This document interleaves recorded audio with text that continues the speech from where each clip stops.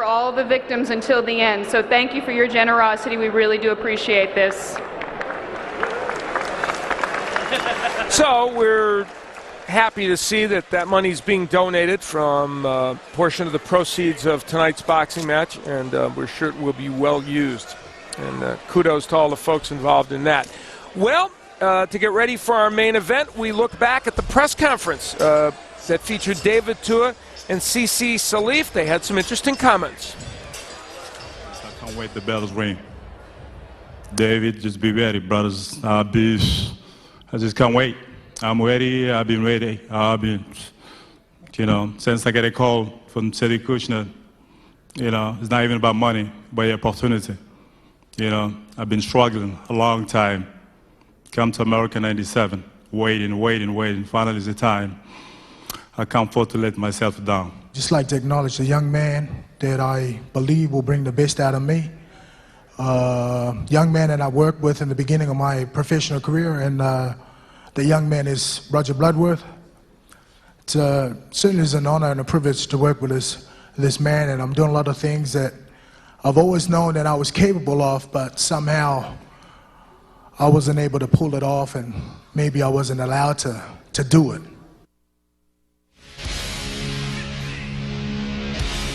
Tonight we come to you from the Seminole Hard Rock Casino in Hollywood, Florida. A balmy night here in October, and a night that we will see perhaps David Tua take another step toward what he hopes will be a shot at the heavyweight title, but Cisse Salif is standing in the way. Standing back there with the fighters right now is Sean O'Grady.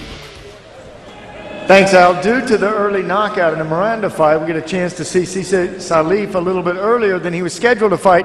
Kind of rushed into this. Are you ready? Yeah, I've been ready. Oh, excuse, I've been ready. I've been warming up. I haven't got my glove on a little while, but I'm ready.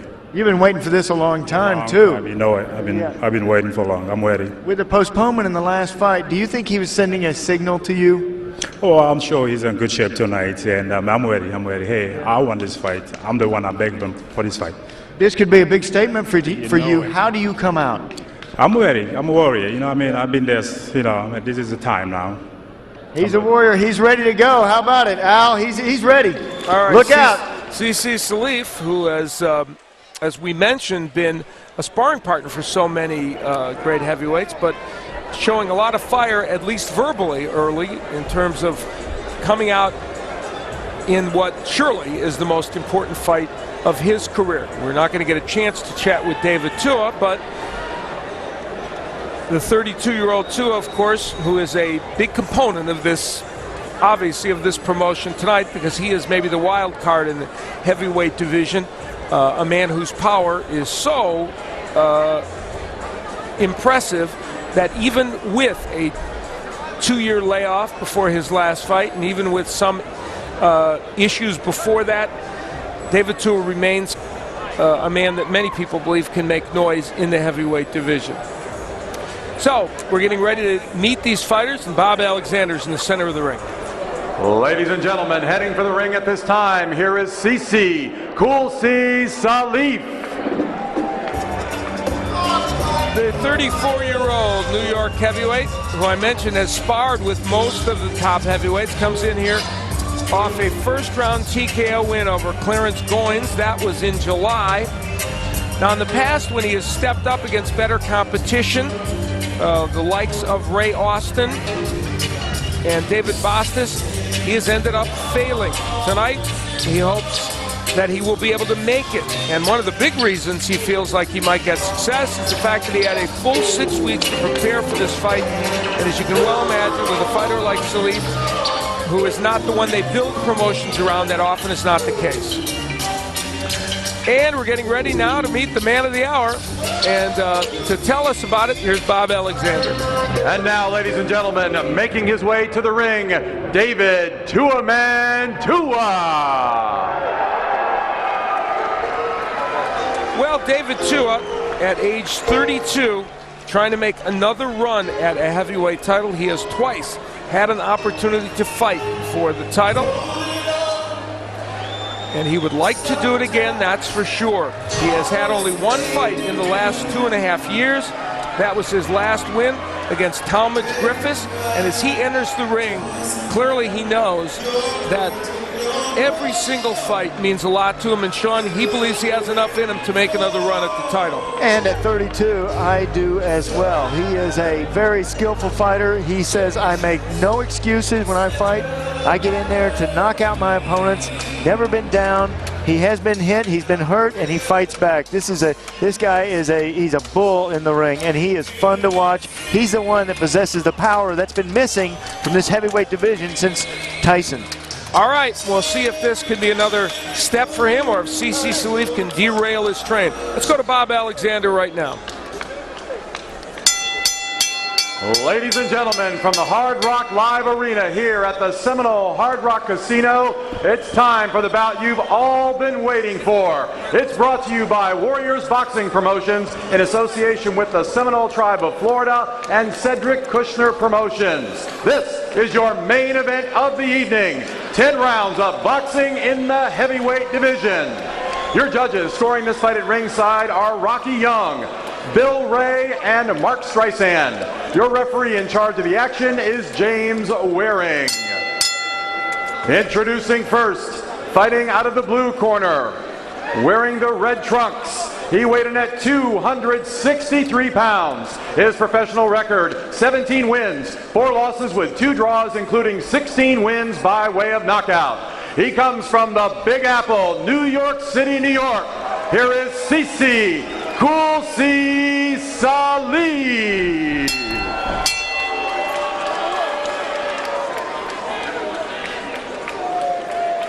Let's take a look at how these fighters, we're going to take a look in a moment to see them match up, but here's David Tua.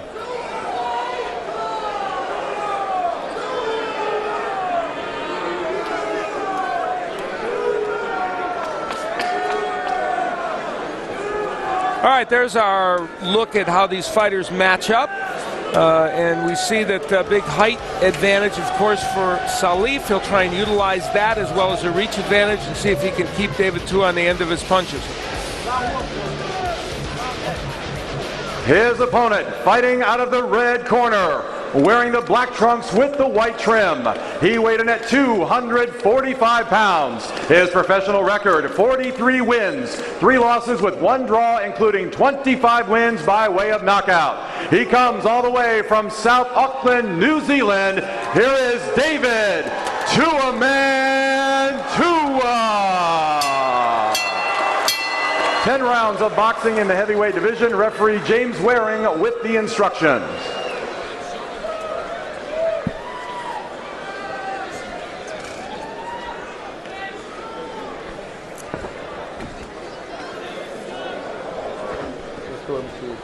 Okay, right here, it's good, okay? Right here, it's good, you understand? Guys, touch gloves, good luck both of you guys. James Waring, a former light heavyweight and cruiserweight contender, now refereeing. And we're getting close to our main event of the evening. Cisse Salif will try and utilize that height and reach advantage against David Tua. And David Tua, of course, always looking for a chance to get in and unleash his power. And here we go in our main event. Tua is a fast starter. Big knockouts in his career in this first round.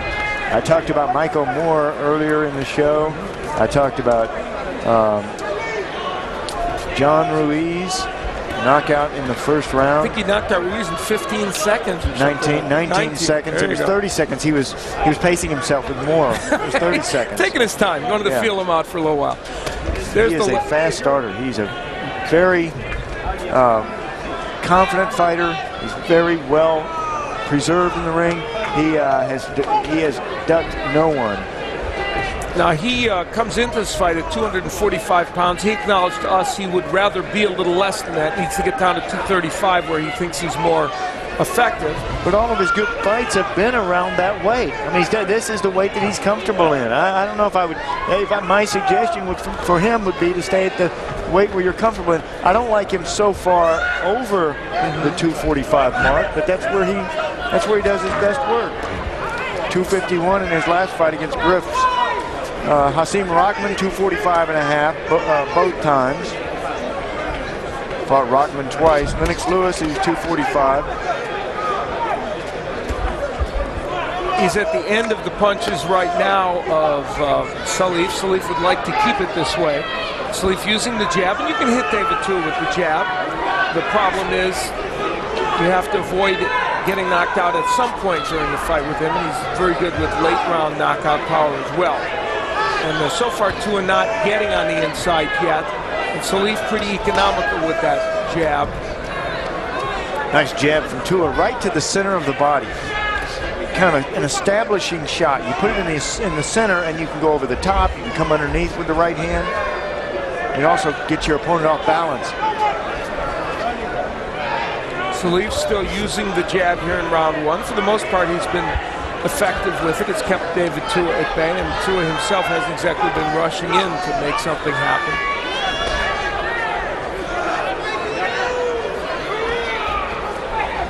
Hopefully he is trying to explode.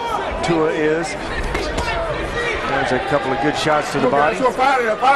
Right and a left by David Tua, and he is, when he devotes himself to it, a very good body puncher.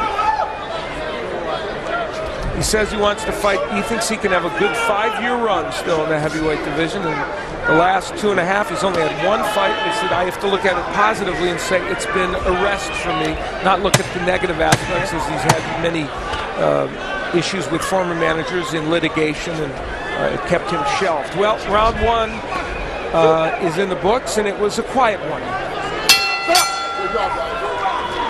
I guess at this pace, he could go another 5 years, right? Yes, that's true. This is, you said another run, a 5-year run, but it would be a 5-year walk at this pace. Here's Roger Bloodworth, his trainer. What's his name?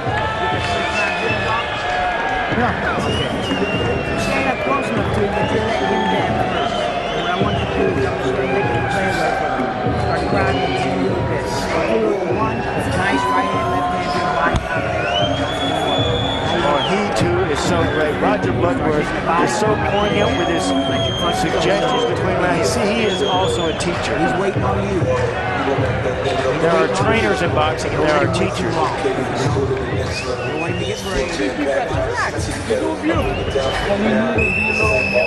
Cisse Salif, Rodney Kreisler.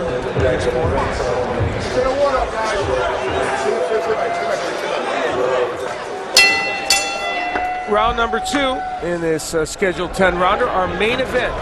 I'm Al Bernstein here along with the champ, Sean O'Grady. Happy to be working with him again, and we hope you've enjoyed our evening of boxing. And we still have, of course, our main event, which is in the second round. And David Tua in the black trunks, and Cisse Salif in the multicolored trunks.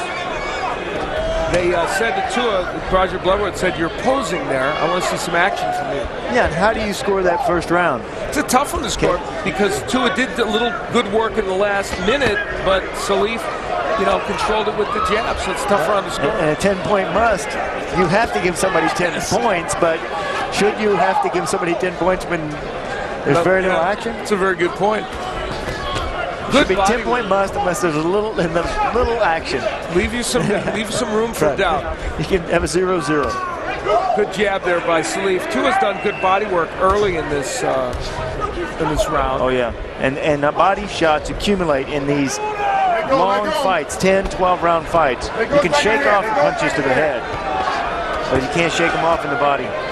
Tua working the body again. And Tua was so great when he exploded early in fights because he caught a lot of fighters off guard. Yeah. He caught them before they warmed up, before they were actually ready. He would surprise them. Now there's nice work. Nice uppercut by Salif, and he said to us the uppercut would be an important weapon against the shorter Tua, and there he used it very effectively. Remember with Mike Tyson how effective the uppercut was when Buster Douglas threw it? And that's what he's comparing it to. But very confident, Cisse Salif. Says, I am well prepared. I've been training for this fight since August 26th. The jab in the right hand by Salif. Now, Tua landing his jabs. It's a misnomer to think that a short man can't land a jab, because the jab is really about timing as much as anything else. Oh, look at those moves, too, from Tua. Good defensive moves. Tua's been doing this a long time. He knows his way around the ring. He got into boxing because his father's oldest brother, Afu Toto, was a boxer. His father tried it, and he took David Tua to the gym in '91. He didn't really like it, but when he moved to New Zealand, he picked it up again, and he liked it. He went 80-6 in the amateurs, and of course won the bronze medal in the 1992 Olympics. Became the first and only Samoan to win a medal in the Olympics. So very impressive in that regard. Seconds left to go here in round number 2. It's been a close round. Again, like the first one, maybe a tough one to score. A little more action in this one, though. And it comes to a conclusion now. Round number 2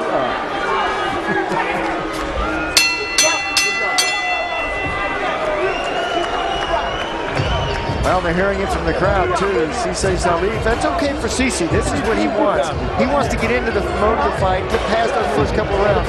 He realizes how dangerous David Tua is early in a fight. Let's get a few rounds in there about now. The thing about David is he's also dangerous late in fight. Here is a nice uppercut from Salif. He said he's going to use that all night. And we'll see if he continues to use that. A great weapon against a shorter fighter who rushes in, like David.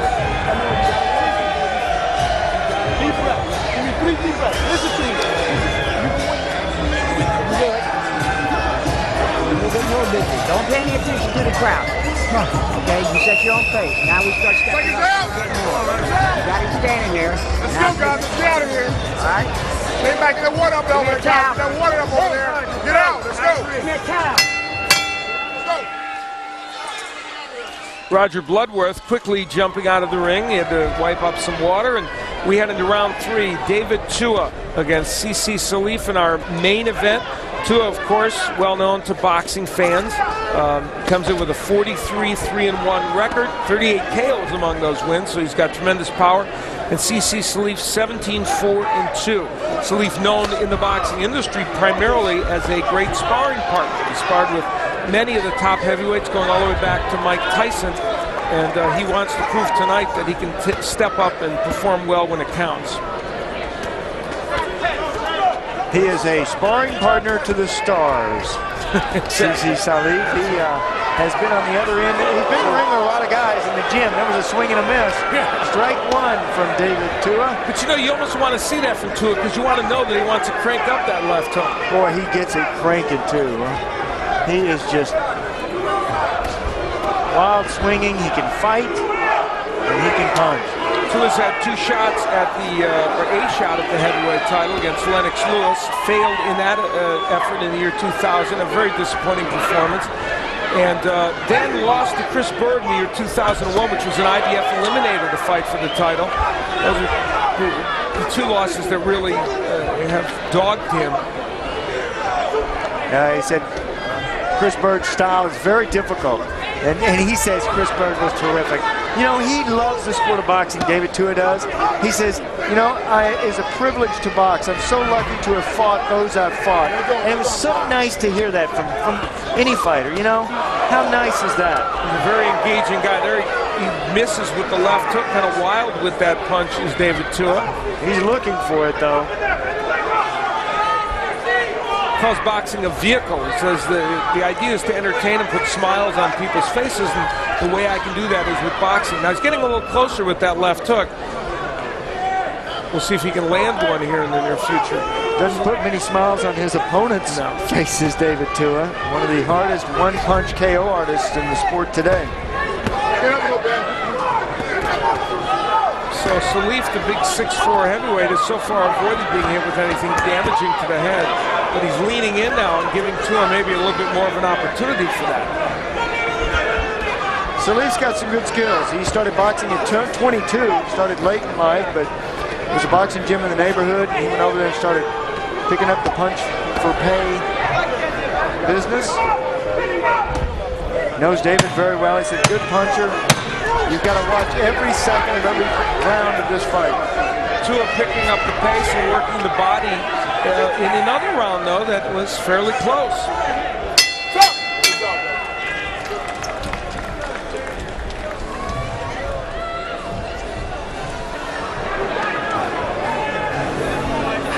Roger Bloodworth, David. David at the end of that round shaking his right hand like there may be a little problem with it. You know, when inside those gloves, when you hurt your hand, when you got a hand that's injured, you shake, you try to shake the pain out of it. It looked to me like that's what he was doing.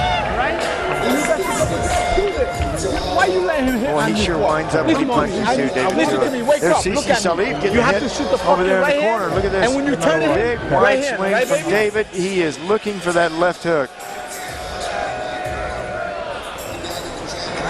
Just like in David practice. coagulant, a little blood from inside the nose with a quick coagulant on that Q-tip when they force it up the nose. Take it down. Let's go. Get out of there. Get out, right? Get out. Wipe the water over there. Let's go. Get out of there.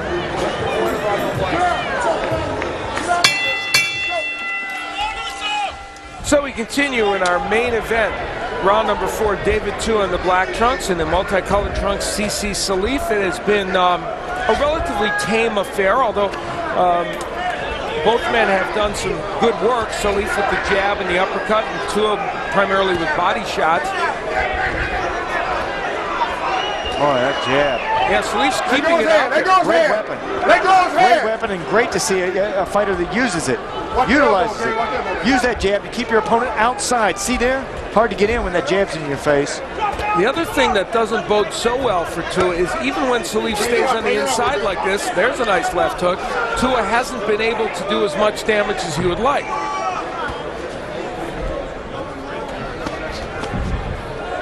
And we remind you again, though, that there have been many fights like this for David Tua where he has just glided along, and then all of a sudden he will blast his opponent with a shot. It happened against Talmadge Griffiths in his last fight, a knockout in 10. It happened against Freza Kendo, which he knocked him out in 9 rounds, and it happened against Seem Rockman in their first fight back in 1998. He can explode with that kind of power. And it really is a confidence boost for yourself if you've got that kind of power. And it's confidence because you know in many fights your opponents beat themselves. They get weary, there's an opportunity, that the window is down, and then all of a sudden your opponent's down. And it's over. Halfway through round number 4, Tua picking up the pace with some shots to the body. Yeah, a little more pressure. Just turning it up just a notch. See, right in there, though, not a lot of work coming from Tua. You'd think he might be a little more active. The jab by David Tua. And that's been, when he has not performed well, that has been the way it has gone for him. Rips combinations there to the body. Now there, Cisse is open for that left hook on the inside. You'd think Tua would be ripping that punch a little harder. Instead, he's kind of tapping it out there. Well, you know, and a lot of times you put your punches on your opponent's face, see how he's going to accept them. And you really don't put the power out there. You kind of see how, and then it may take 10 rounds for that KO punch. But you put your punch out there, then all of a sudden when it's time, boom, you nail it. Right hand by Salif, but this has been a round in which the pressure of Tua has been pretty effective. He's gotten on the inside a lot more. Nice jab and nice movement. Look at this. Cisse takes that jab and steps around, walk around your opponent. So round 4 comes to a close.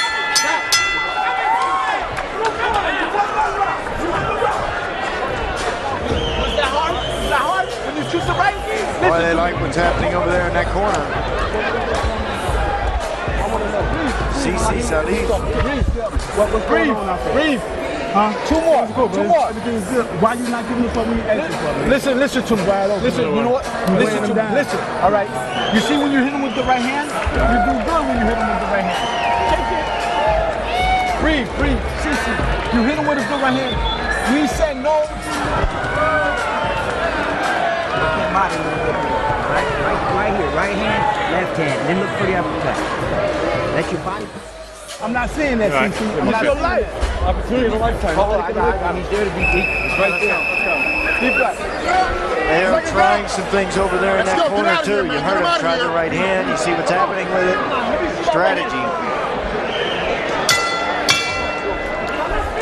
We're headed to round 5 of this heavyweight encounter. David Tua longtime heavyweight contender, though coming off a 2-year layoff. He had a fight back in March. That was the first fight he'd had in 2 years, so it's been, in the last 2.5 years, only one fight for him, and he's trying to be more active and get back into the heavyweight mix, taking on Cisse Salif, 34-year-old, who hopes this is his springboard to making something important happen in his professional career. We've seen one upset already this evening. Zuri Lawrence beating Jameel McCline. And certainly Cisse Salif would like to add another. Head now. You can't bring with you. Stay off his head. Stay off his head. Cisse Salif's been a pro for 8 years. David Tua, a pro 13 years. Short little jab on the inside by Tua. Not real active in there, though. Strong, hard jabs on the inside by Tua. Out jabbing the taller man. He cranks up that left hook in there. Little uppercut on the inside by Salif, a punch he wanted to use a lot of in this fight. Hasn't used it that much, but certainly he's used the jab a lot. He really has forgotten that uppercut, hasn't he? Yeah. How easy it is to remember that. You know, it comes back to training, listening to your corner. Remember, they were telling him in the corner between rounds that overhand right is working well too. But I agree with you. The uppercut has been missing. Just landed a straight right hand, did Salif. This fight's kind of meandering along at a pace that, as you pointed out earlier, Sean, kind of suits Salif. Whether he's winning all these rounds or enough of them remains to be seen. Tua's doing a lot of good work here. But it's a fight that allows him to hang in there, that's for sure.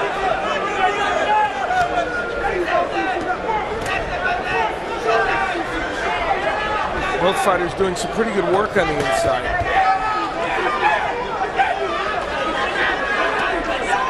Against taller opponents, oftentimes Tua kind of buries his head in the chest of the opponent and can't get anything off. That really was a problem for him against Chris Bird in their fight.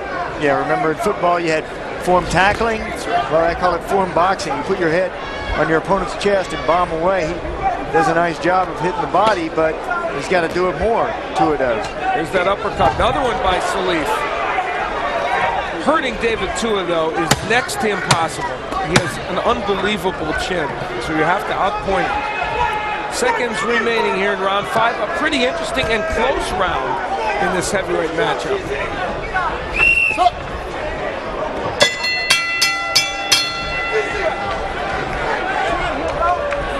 Still close. This fight so far could have been fought in a shoebox.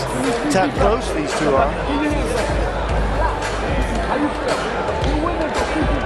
That they robbed us because you didn't put that right hand in. It was form boxing. Okay, let me get the David back. Tua, put your head on your opponent's chest and then wail away at his body. Look at these punches here, and then Tua does a nice job. See how he ducks that chin, really protects that chin? The reason that we were talking about the uppercuts working so well is because of the fact that he keeps that chin down.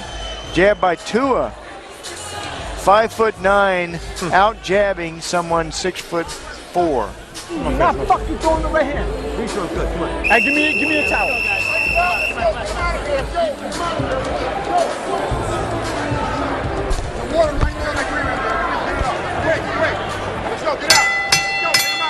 All right, we have reached the halfway point, and now we move on as we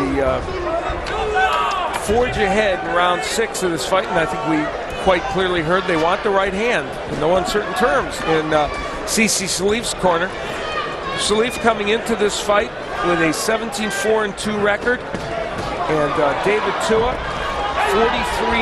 43-3-1. Tua, a big knockout puncher, 38 KOs in those wins. So far, he has not hurt Cisse Salif, and we've had some pretty interesting action, especially on the inside during the course of this fight. There's a chopping left hook by Tua, but he's not throwing those punches with a lot of leverage. No, not at all. He's putting them in there. These are probing shots. They're testing. He's testing the waters. He's waiting for that optimal moment. See, I mean, he's coming out with a little more intensity in this round. His punches are crisper. You're right, and Salif's helping him out by staying on the inside. There's a nice left hook. Yes, well, he is. Your point's well taken. Now, Tua is ripping that left hook to the head with a little more intent to hurt. Oh, there really is a system to this madness. Make your opponent stand in there with you, and then you explode on him. Don't waste your big shots when you don't hit your opponent. Remember that big swing that he took back in the 3rd round that missed?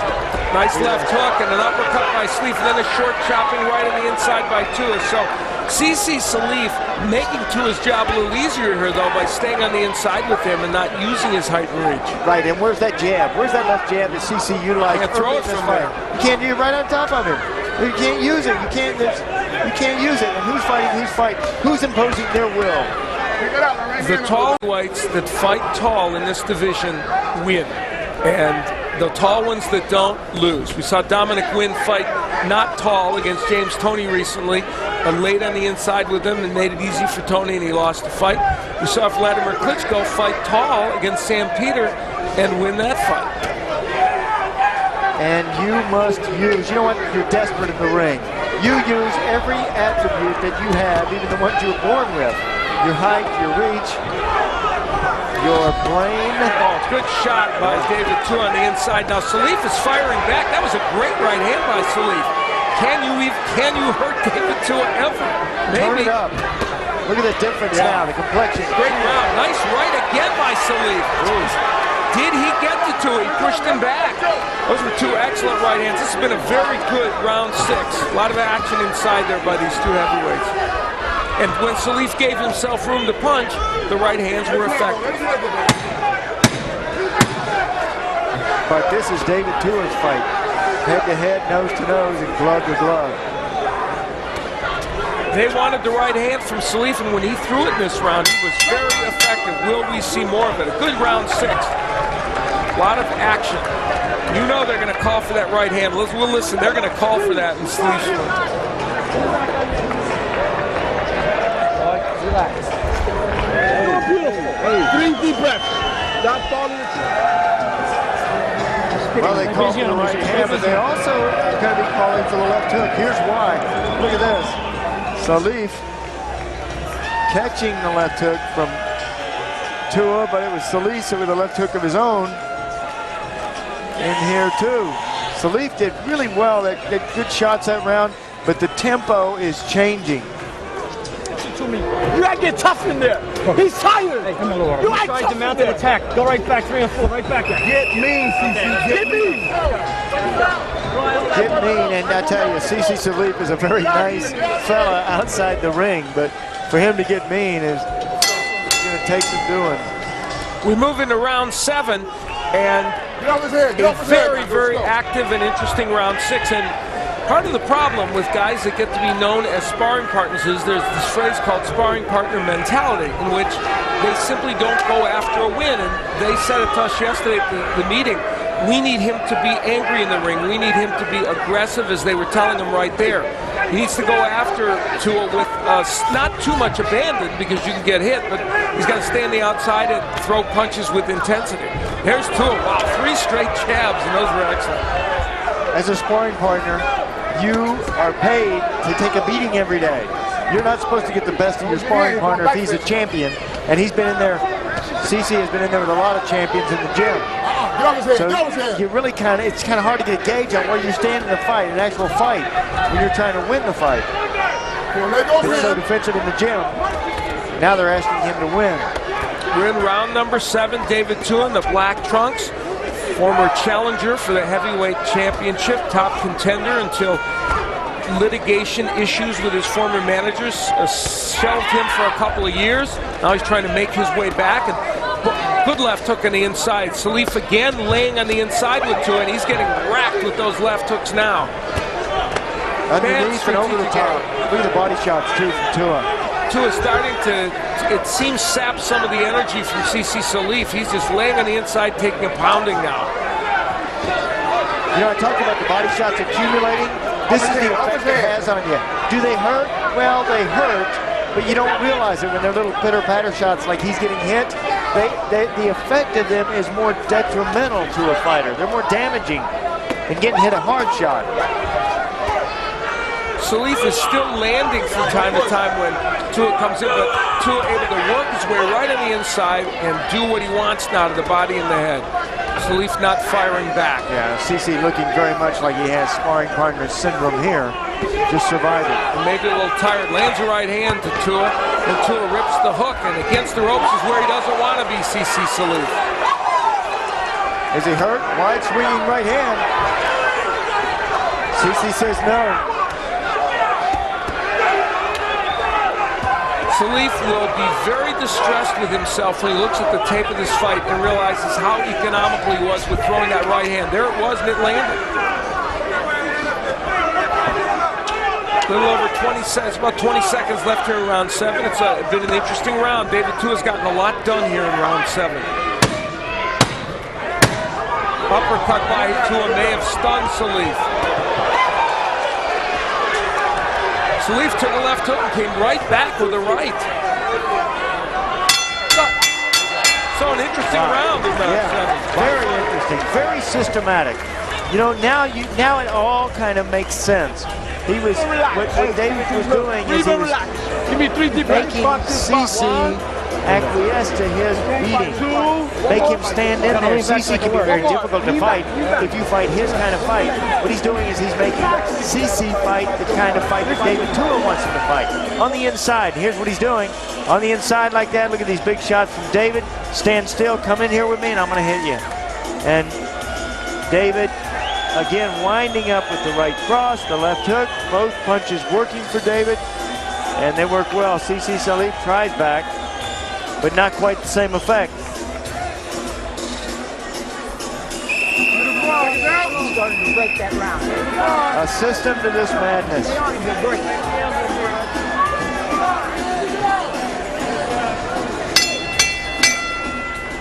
Round number 8.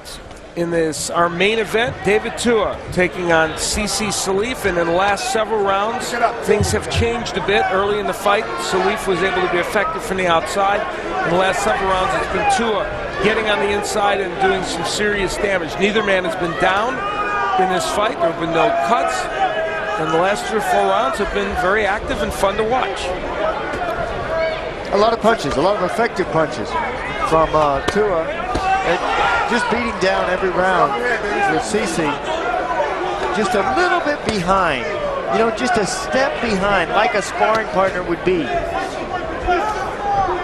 David Tua in his last fight against Talmadge Griffiths ended up winning in the 10th round on a TKO after steadily putting punishment on Griffiths.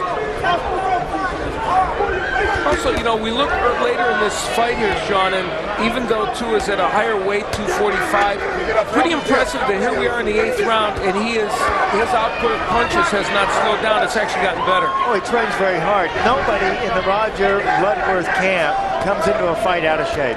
Roger is one of those trainers that knows styles. He knows the sport of boxing. He knows how to get fighters in shape, too. You don't get tired of fights with Roger. Cisse Salif has taken some amazing body shots. I mean, he is, look at that hook by Tua. He is ripping the body. I mean, that's tremendous body work. Look at that. Wow. Not only do they score points, or they should if judges pay attention, they sometimes don't, but also it just saps the energy of your opponent. There's a good double left hook. Counted right by Salif, so he's hanging in there. He tries back with the right, but single punch. You got to put 2 and 3 together for somebody like Tua. And Salif now, Sean, just laying on the inside with Tua. We've seen very little distance between these two for the last couple of rounds. And this plays into the hands of David Tua. This is the way he likes to fight. He knows how to fight. This is the best way for him to fight. Yeah, he's used the jab some. David has, but you got to get that jab working if you're Salif. So David Tua, 32 years old, trying to make another run at a shot at the heavyweight title. And I hope he does. David's a great guy. He's a nice guy. He loves the sport of boxing. He reads the magazines. He watches the fights. He's a real student of the game. And you really got to cheer for a guy like that. Very affable outside the ring. Big opportunity for Cisse Salif, and while he has performed well in spots in this fight, things have gotten away from him in the last 3 or 4 rounds, that's for sure. Round 8 comes to a close. Good one for Tua.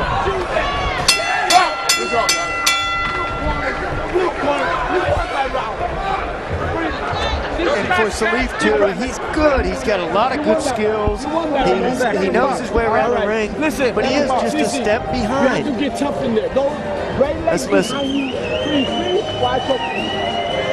Let's be clean it. All right, hey, Cisse, deep breath. Finish it. Boy, David Tua pounds the body. Look at these shots. It is just a preponderance of punches. You feel around your opponent. You feel around for his vulnerabilities and his weaknesses downstairs. If he flinches, you know maybe he's got a rib broken. If he grimaces, you know maybe you're getting to his liver. If you hit him properly, you hit him on a short rib, maybe you just disorient him a bit. But it is you're really feeling your opponent through these fights. We move into round number 9, and it is David Tua in the black trunks, Cisse Salif in the multicolored trunks. This is our main event of the evening. It's been an engaging and, for the most part, entertaining heavyweight matchup. David Tua doing some very good work to the body and the head as well, and Cisse Salif boxing well early in this match, but being part of the slugging contest last year. Now here's Salif on the outside taking a big left hook.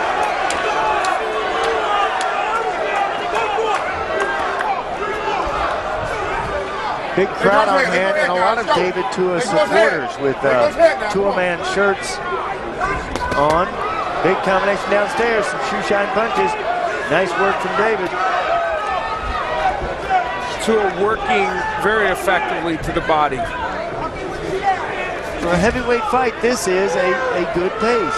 Yeah, they've thrown a lot of punches, both men, Tua especially, and Salif especially with the jab early and right hands and uppercuts.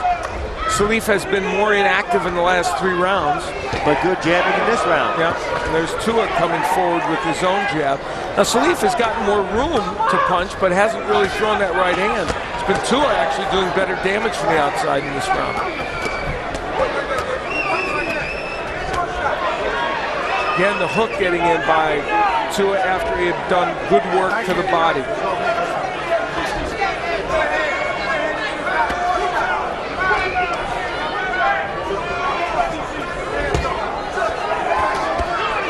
Oh, he's building, you know, every round. Tua a little bit faster, a little bit stronger, a little bit harder. Salif, it's actually shocking that Salif hasn't slowed down even more from all the body work, but he certainly, his movement has slowed, and he's languished on the inside more with Tua. And one of the attributes of sparring partner syndrome, somebody who's just in there, he's hanging in there, he takes the shot, takes the punch well. Tua getting in a chopping right hand. We've seen more of the Tua right hand in this fight than we sometimes do. It's a weapon he sometimes underuses, but tonight he's used it a lot.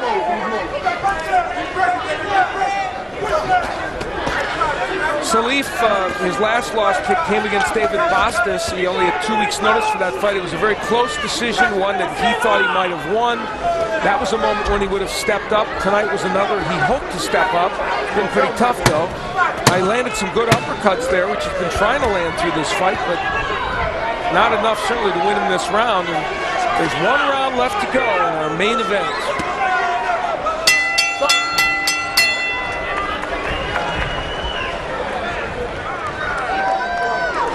You didn't be sorry. I swear to God, you don't be sorry. You gonna say why you didn't win? Because you're not fucking acting tough. God damn it. You're not tough in there. You need this round. You need this round. You hear me? You're out of line. Put your fucking hands down. You hear me? A lot of heat over there in that corner. I'm going right hand. All right. Get tough in there.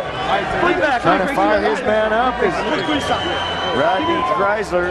You good? Okay. I want to see more pressure, but I don't want you walking up and standing up straight. A little head movement. Keep that. Listen, every time you jab, he backs up. It don't matter if you're hitting with it or not. Keep that left hand out in front of you. Look for the right hand on the body, the right hand over the head. Leave it on the ring, leave it on the ring. Run your hand. Okay? Run your hand. Yeah, you're doing fine. Put up down there. Go out there. Happy with what he sees. We're happy with what we see. Round number 10, an impassioned plea in the corner of Cisse Salif. Will it make a difference? We come out for round number 10. This is a fight that in the last 5 or 6 rounds has clearly gotten away from Cisse Salif. Can he do enough to get it back? And does he need a knockout to win, which is something nobody has done to David Tua? Nobody's even come very close. Even Aikai Biabuchi, in a phenomenal fight years ago, did not knock Tua out, and they exchanged hundreds of hard punches. A final round in this heavyweight encounter. Does Tua, for instance, feel it's important to get a knockout in this fight? Because it's all about marketing yourself as a heavyweight contender. And does he feel pressure to do that? As a power puncher. Yeah, of course. You know, we talked about in the open about how he's the most powerful puncher in this heavyweight division now. And, you know, you had a lot of people depending on that. A lot of people wanting to see that explosion. And how close is this fight? I mean, it could be decided here in this final round. Is it that close? Yeah, I wouldn't say so. How many of those early rounds went to Cisse Salif, and how many of them are really close? He probably won a couple, but I can't imagine that he's going to get this decision. Good straight left hand. Now, Salif's having himself a fairly good 10th round. We're about halfway through the round, and he's performed a little better. In fact, he's landing some pretty good right hands. And doing what they urged him to do, throw the right hand. There it is again. When he does throw it, it can be effective. That and the uppercut. He's abandoned those punches for the most part.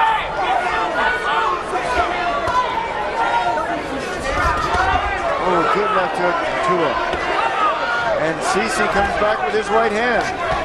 They were begging for that right hand for the last several rounds from Salif. Salif has been 10 rounds once before. There's a decision loss to David Bastis. Fight that, as we said, he and others believed he might have won.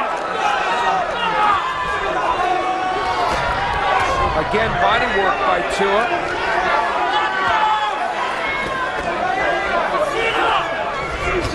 Oh, good left hook again. Tua really does a nice job of stepping back, shifting his weight on that left foot, and then throwing a left hook. Again.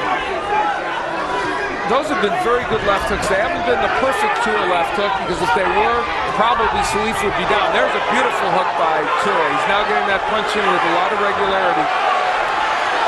Will this be another 10th round knockout? He's hurting Salif, but there's only moments left to go. So David Tua finishing with a flourish.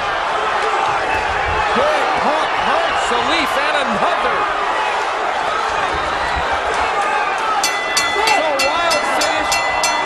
Salif kind of patting him on the back. Ludacris loves it. One of the many boxing fans here in this arena.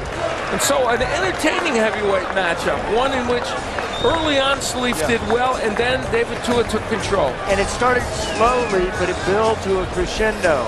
You know, and we all remember this final round more vividly. God damn. And good final round. Trying to knock him out right there at the end. Thank you. Good job, man. Thank you. Thank you. Nobody seriously. Thank you. Oh, yeah. Yeah, full respect. Man. Oh, you know, we're not television. Thank you. That's great. Good to hear those guys chatting with each other, and a lot of respect in that corner. Both of them. Fight right back. From both of them. Both of them. Real nice guys. And they weren't, it didn't seem like they were friends. They were real nice to each other at the end of that final 10th round. And Tua using that left hook, using it well, utilizing it a lot. And he caught Cisse several times with that left. And here he is again. See, he puts all that weight on that left foot and then correct. He really throws that left hand. Cisse Salif trying for that overhand right. Well, a big performance for David Tua, and we would imagine, since he was so much in control of this fight from about the 4th or 5th round on, we would imagine that this would be a decision win for David Tua, though clearly it's in the hands of the judges. Did David Tua make enough of a statement in this to to tell the world that he's on the verge of again being a heavyweight contender. Now, he's only ranked 12th in one of the rankings and not in the top 10 anywhere else because he's just had the one fight since he came back from that long layoff. Would another win like this be enough to vault him in the top 10? Well, we'll see. We'll see if it is a win. Bob Alexander's in center of the ring. Ladies and gentlemen, after 10 rounds of boxing, we go to the scorecards. We have a split decision. Judge Rocky Young scores about 96-94 in favor of Salif. Judge Bill Ray scores about 96-94 for David Tua. Judge Mark Streisand scores 98-92 for your winner by split decision, David Tua Man Tua. Well, one of the judges.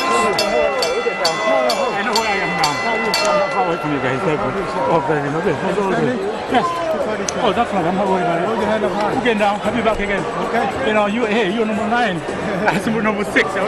Number 9, that's number 10. Man. Oh, yeah, thank you. I know that. Yeah, thank you, David. Thank you.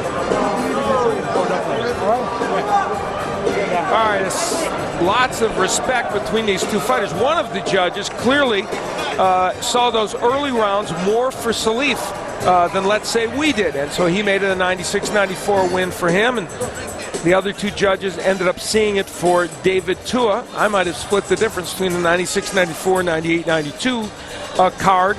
But in any case, it ends up being a split decision for David Tua. And I'm not sure if that will end up damaging a little bit the marketing of David Tua as a guy that's back. I don't know that it should, because for the most part, there were good elements to his performance, even in the split decision. But it'll be left to the boxing pundits of the world to decide. Let's go up to Sean O'Grady. He's there with the winner. Thank you, Al. David Tua, congratulations. I was looking at your face whenever they announced the decision. When they said split decision, what were you thinking? Well, here we go again. But more importantly, love you, Mom. You know, we worked really hard for this fight. We knew that Mr. Salif was a lot better than what people had credited him for. So we came out and did what we had to do. We established a lot of things, good things in the ring tonight that we worked on, and we can only pick it up from here.